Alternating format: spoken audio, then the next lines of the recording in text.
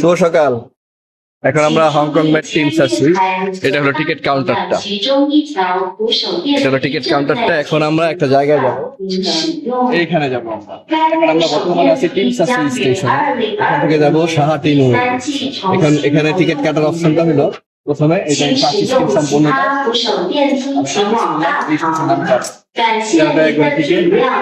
একজনের টিকিট 13 টাকা।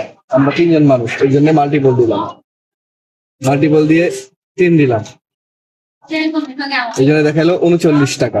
39 টাকা ওরা আবার নিবে না। ওরা নিবে হলো 10 টাকার নোট নেবে, 20 টাকার নোট নেবে, 50 টাকার নোট নেবে, 100 টাকার নোট নেবে না। তাই আমাদের এখন করতে হবে দুইটা 20 টাকার নোট। দুইটা 20 টাকার নোট এখানে দিয়ে দিতে হবে। দিয়ে দিলাম এক। এখানে টাকা কেটে ফেলছে, 25 টাকা হয়ে গেছে। এখানে আরেকটা আমি 39 টাকা দিয়ে দিছি।